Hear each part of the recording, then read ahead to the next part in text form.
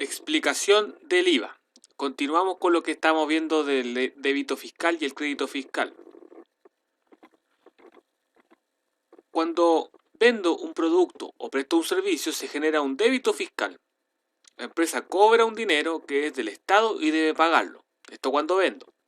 Pero cuando compro un producto o presto un servicio, se genera un crédito fiscal. La empresa puede declarar el IVA y se lo devuelven.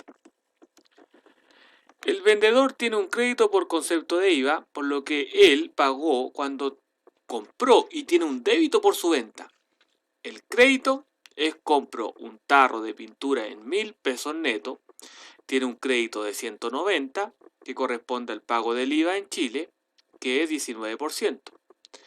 El débito es cuando vendo el tarro de pintura en 2.200 pesos neto, que tiene un débito de 418. Este débito debe ser declarado, pero tiene un crédito de 190. El impuesto a pagar, ¿cierto?, deberá enterar a arcas fiscales 228 pesos por concepto de IVA, es decir, resto los IVAs. 418 menos 190 me da 228, que es lo que yo tengo que pagar al fisco. ¿Qué pasa con el IVA y el consumidor final? El consumidor final, que no es el vendedor, al pagar el IVA por su compra no genera crédito. ¿Por qué? Porque no tiene inicio de actividades. Pero si compra para revender, no para consumir, sí tiene derecho a crédito. En este caso, no pide boleta sino la factura, porque es intermediario. En la cadena de compra y venta de bienes y servicios, el consumidor final no disfruta de crédito fiscal. Este último es quien soporta todo el IVA de la cadena. El vendedor o intermediario lo recupera. Entonces, mientras yo tenga inicio de actividades, voy a poder trabajar con estos IVAs. Si no tengo inicio, se pierde. El formulario 29 es el que se utiliza para pagar el IVA.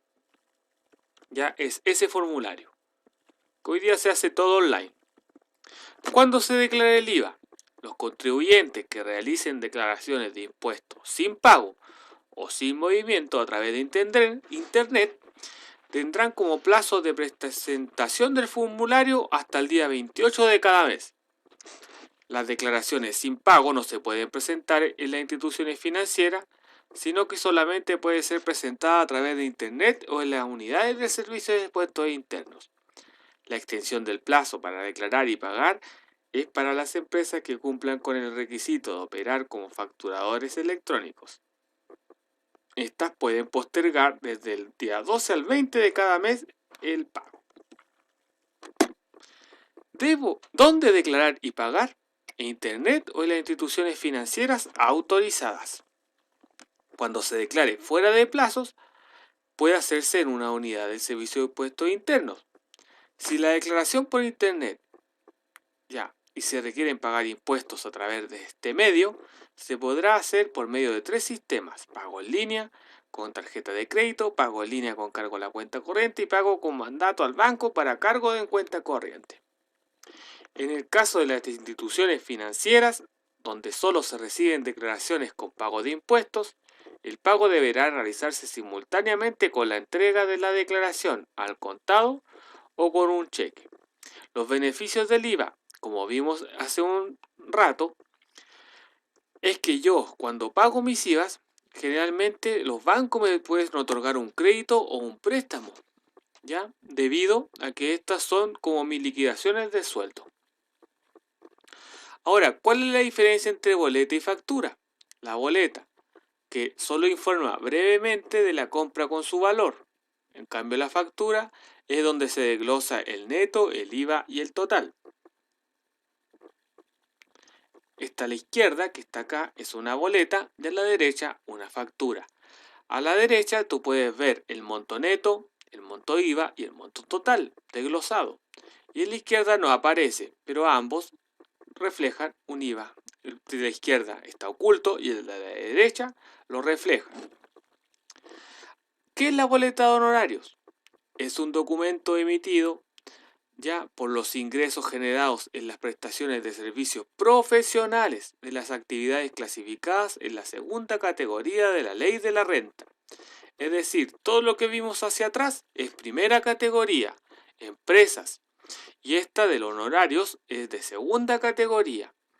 Deben emitir este tipo de documentos, entre otros, los profesionales, personas que desarrollen ocupaciones lucrativas, sociedades de profesionales, directores y consejeros de sociedades anónimas y auxiliares de la Administración de Justicia. Boleta de honorarios electrónica. Es un documento tributario legalmente válido que tiene la particularidad de ser emitido y elaborado en el sitio web del Servicio de Impuestos Internos, donde es autorizado en línea y registrado en sus bases de datos. No requiere talonario físico ni confección en una imprenta, así como tampoco necesita ser timbrada en una unidad de Servicio de Impuestos Internos. Todos podemos emitir boletas de honorarios, es súper fácil. Uno se mete a la página www.sii.cl y uno puede iniciar actividades. Todos podemos iniciar y no tener movimiento, es decir, no prestar servicios profesionales, no necesariamente implica que tenga que mes a mes declarar sin movimiento. En el que vimos hacia atrás, sí. Siempre cuando yo no tenga movimientos de ventas y compras de productos, yo declaro sin movimiento. En cambio, en este tema, cuando es segunda categoría de servicio de boleta honorarios, yo no tengo que declarar sin movimiento. La boleta de honorarios, ya boleta de prestación de servicios a terceros, son documentos que emite la empresa por trabajos ocasionales, contratados a personas que no han efectuado de iniciación de actividades ante el Servicio de Impuestos Internos y que corresponden a servicios personales realizados a cuyos ingresos se le debe efectuar una retención equivalente al 10% del valor del servicio. Como sale en la imagen ahí, donde dice Luis Bruna Soto, RUT 13 millones, que aparece en su propio RUT, y él presta servicios de consultoría, ¿ya? Aquí uno puede prestar servicios de construcción, peluquería, aseo, cualquier tipo de concepto del giro, ¿ya? Pero no necesariamente eso implica dar boleta o factura como vimos hace un rato, sino boleta de honorarios, que el impuesto es 10%. Y esa es la gran diferencia del otro tipo de impuesto que es 19% para la primera. Para la segunda categoría, para servicios profesionales, es el 10%. ¿Ya? Entonces, por ejemplo, si yo cobro 120.000 pesos, el 10% retenido, que son 12.000, al final yo queda en total 108.000. ¿Ya? Eso es lo que yo recibo al final. El 10% lo retiene la empresa a la cual preste el servicio y esa empresa lo paga el impuesto. Y todos los meses de abril yo hago la declaración para que me devuelvan ese impuesto retenido. Hoy día hay un proyecto de ley para que ese impuesto pase a la FONASA, ¿cierto? Al sistema previsional y a ISAPRE. Algunos se oponen, pero aún está ahí en el Congreso pensándose qué se va a hacer. El pago previsional mensual, el PPM, es un impuesto sobre, vamos a volver acá a la primera categoría, es un impuesto sobre las ventas netas anuales, sin contar el IVA, que se entrega para juntar una provisión respecto a los impuestos a la renta que debe pagarse en el año tributario respectivo. Dicho mejor con un ejemplo, ¿qué es? Yo les voy a mostrar en el ejemplo anterior, donde vimos acá, ¿cierto? Vimos este ejercicio. Ahora vamos a ver el IVA. Cuando yo vieron este mismo ejercicio que yo hice, hay que pagar el IVA. Entonces, ¿cuánto es el PPM a pagar? De este ejercicio, del primero que vimos, el PPM, como dice acá, un impuesto sobre las ventas netas o anuales, es 2.100 pesos. ¿De dónde saqué ese 2.100 pesos? De acá. El PPM se saca de las ventas netas anuales. de acá, de este valor, que son 210.000. Entonces, es el 1%. Este porcentaje varía. Hay gente que pone 0,2%, 0,3%. Eso lo pone la contadora o lo deciden ustedes. Generalmente todas las empresas en Chile utilizan el 1%. Entonces, 210.000 que está acá. 210.000. Aquí vamos a usar la calculadora. Por el 1% me da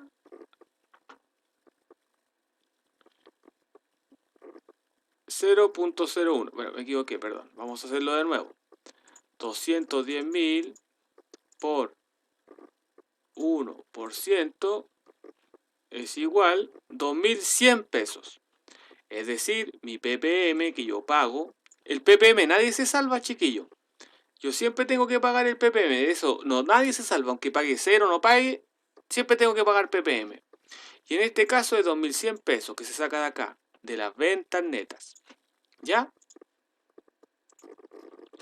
A eso se refiere con el pago provisional mensual. ¿Ya? Eso es. Entonces, un ejercicio para que lo hagan. Y con eso terminamos esta parte de la contabilidad.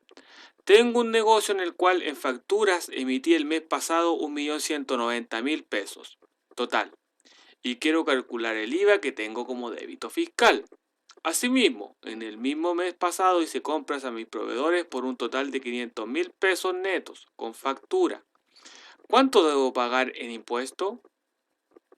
¿Cuánto debo pagar en ppm? ¿Ya? Entonces, aquí tengo un negocio en el cual emití facturas el mes pasado por 1.190.000 pesos neto. ¿Ya? Y quiero calcular el IVA.